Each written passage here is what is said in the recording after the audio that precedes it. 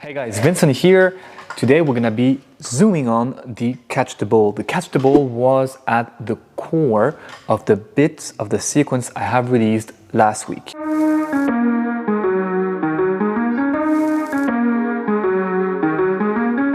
And before we move on, I want us to spend a bit more time because I've received a few questions about it. Namely, how can we keep the hand moving? How can we meet the floor with the hip, the knee and the shoulder without bumping on the floor? How can we generate more momentum? All these questions will be addressed today. And it's super important that you take the time to go through that before you move on to the next bit of the sequence, which I will release next week.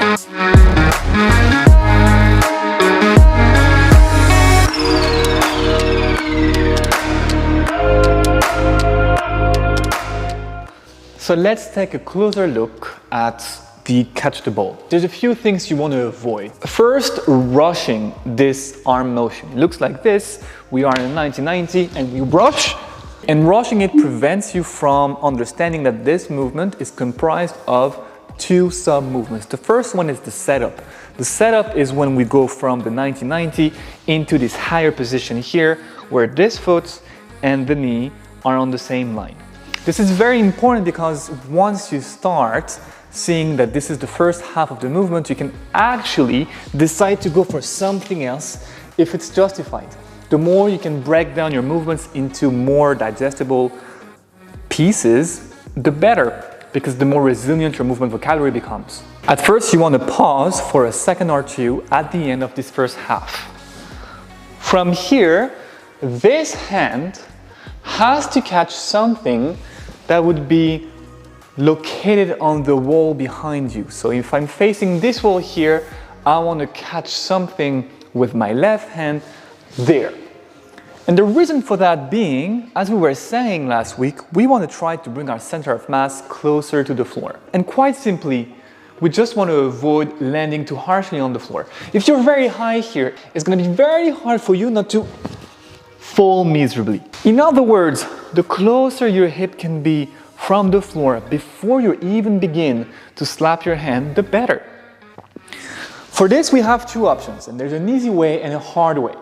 The easy way, which is actually something that happens in many tumbling and break falling movements in floor work, consists in us pushing on that hand to slide the feet this way.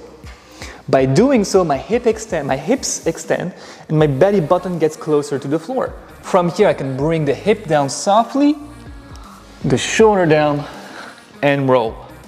So again, let's have a look at this easier way. Hand goes down, I go up, first half, and for me to bring the center of mass closer to the floor, I slide my feet down, and I roll. All right.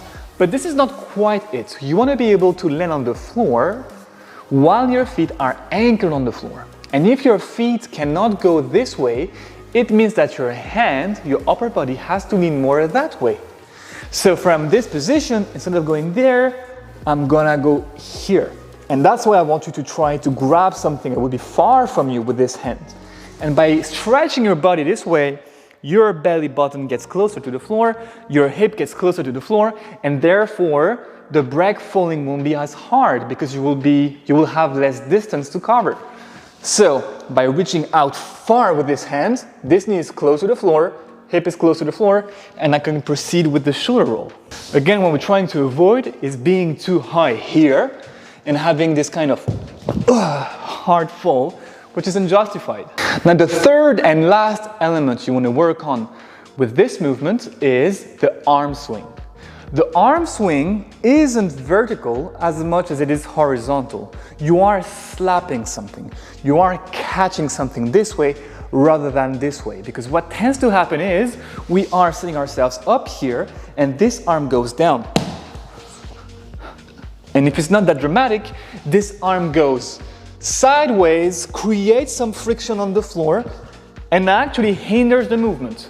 You want this arm to keep moving at a steady pace without being interrupted, so that you have a nice momentum generated through the slap.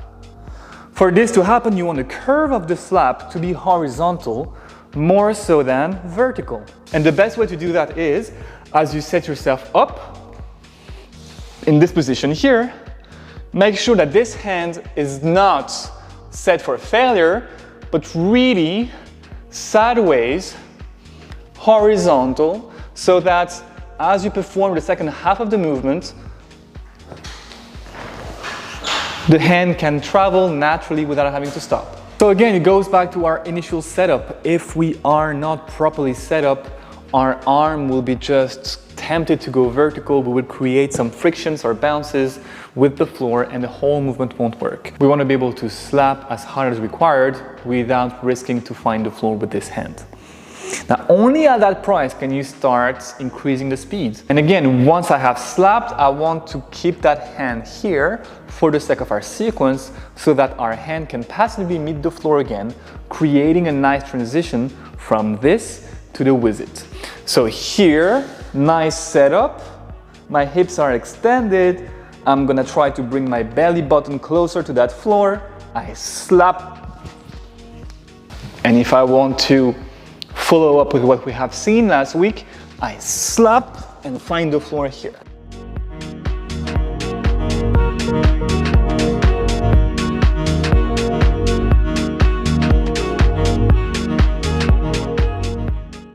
If you have any questions, feel free to shoot them down below. You can also go to the free Floorwork Academy app where you will find all the tutorials gathered in a more clear way. Now guys, one more note before we leave it for today. If you want to dive deeper in Floorwork, there's two main ways you can do that. The first one is my flagship Floorwork course. Tons of videos that you can use at home.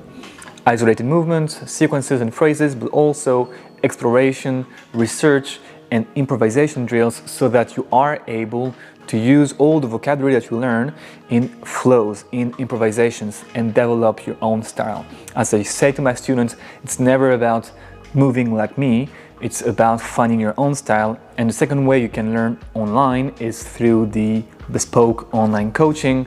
Now, there's only a handful of people that can work at the same time when it comes to that. And the reason for that being, you receive every week, a few times per week, different sessions which are aligned on your goals and on your schedule. I review every single one of the videos you send me and we adjust session by session where you are going. So guys, I will see you next week for the second bit of the sequence.